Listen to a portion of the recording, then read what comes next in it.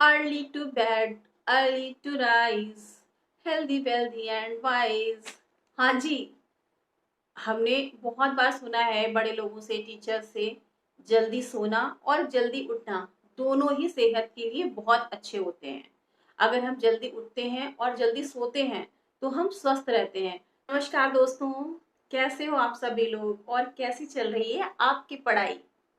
हम सभी लोगों ने सुना है अपनी पढ़ाई के टाइम में भी सुबह उठो, जल्दी उठा करो, सुबह का पढ़ा हुआ याद रहता है, अच्छे से पढ़ाई हो जाती है। और हम अपने बच्चों को भी कहते हैं और हमारे टीचर्स भी हमसे यही कहते हैं, जल्दी उठो, जल्दी पढ़ाई किया करो, अच्छे से पढ़ाई करोगी, फ्रेश माइंड रहता है, अच्छे से याद हो जाएगा। लेकिन सुबह पढ़ाई तो हो ही नहीं पाती है, हम चाह कर भी सुबह पढ़ाई नहीं कर पाते हैं।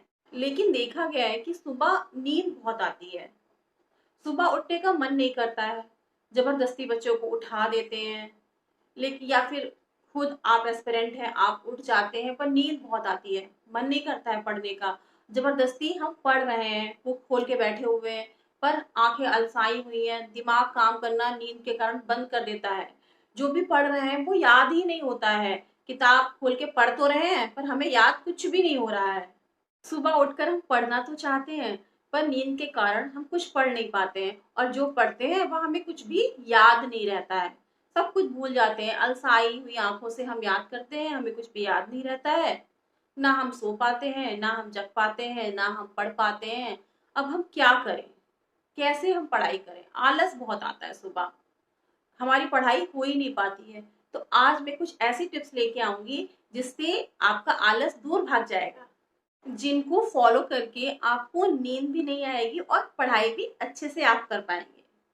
समस्या ये सभी ने फेस की होती है, हमने आपने अपनी पढ़ाई के टाइम पे ये समस्या फेस की हुई होती है।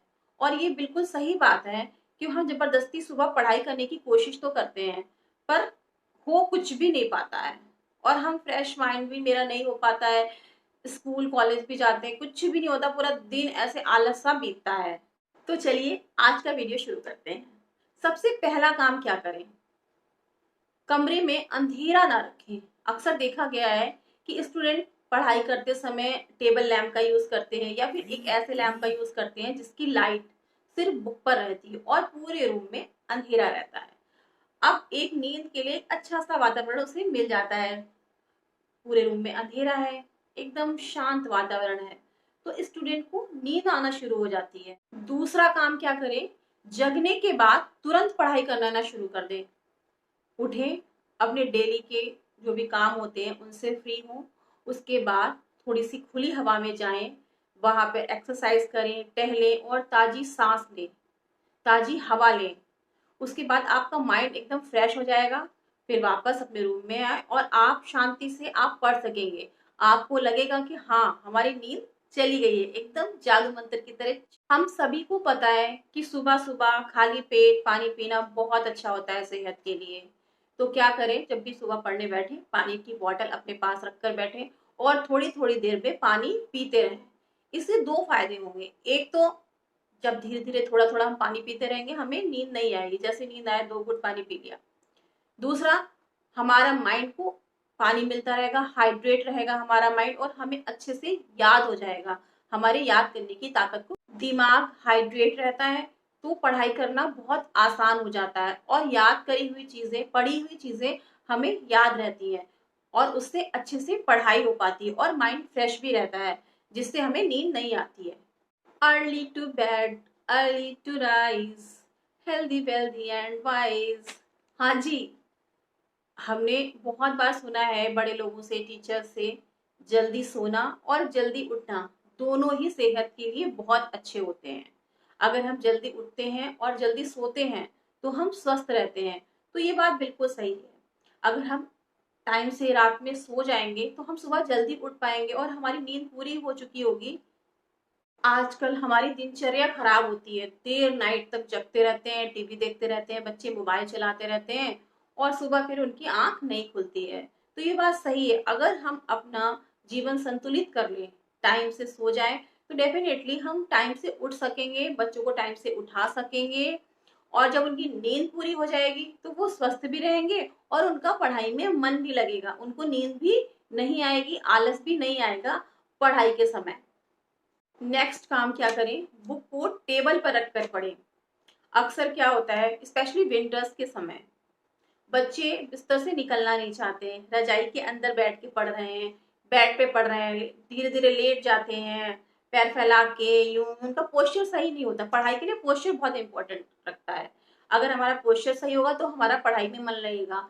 तो हम बुक को टेबल पे रखें। कई बार हम चेयर पर बैठते हैं तो बुक को अपने पैरों पे रख लेते हैं। पैरों पे भी रखने से, बुक को पैरों पर रखने से हमारा बॉडी का पोस्चर गलत हो जाता है, और झुककर जब हम पढ़ेंगे तो हमारी कभी कभी गर्दन में दर्द होना शुरू हो जाता है, परेशानियां बढ़ जाती हैं, फिर आलस भी आना शुरू हो जाता है, नींद आना शुरू हो जाती है। इसलिए बुक को हमेशा टेबल पर रखकर पढ़ें। नेक्स्ट क्या काम करें, आखिरी काम है, अगर इसको आप फॉलो कर लेंगे ना तो डेफिनेटली मैं 100% श्योर हूँ कि आपको इस ट्रिक का फायदा जरूर जरूर जरूर मिलेगा। अगर आपको सुबह नींद बहुत ज्यादा परेशान करती है तो आप एक काम जरूर करिए, आप हमेशा बोलकर और लिखकर पढ़ाई कीजिए। अगर आपको बहुत नींद आती है तो आप बोल बोल कर याद करना शुरू कीजिए। और अगर ये पॉसिबल नहीं है कि आप बोलकर याद नहीं कर सकते हैं, रूम में और सारे लोग भी सो रहे हैं या कोई अदरवाइज कोई भी दिक्कत है, तो आप लिख लिख कर करिए। बहुत अच्छा तरीका है। लिखकर आप याद करेंगे, आपको वो लॉन्ग टाइम तक याद रहेगा। लिखने की प्रैक्टिस होगी जो आपको एग्जाम में बहुत फायदा दिलाएगी। और आपको नींद बिल्कुल भी नहीं आएगी, आलस बिल्कुल भी नहीं आएगा। जब भी आप लिखकर याद करेंगे आपको आलस छू तक नहीं जाएगा, नींद अपने आप भाग जाएगी। आप एक बार कर तो देखिएगा। अगर आपने अभी तक हमारे चैनल को सब्सक्राइब नहीं किया है तो प्लीज हमारे चैनल को सब्सक्राइब कर लीजिएगा और बेल के बटन को जरूर दबा दीजिएगा, ताकि जब भी कोई नया वीडियो डालूं तो आप तक नोटिफिकेशन पहुंच जाए।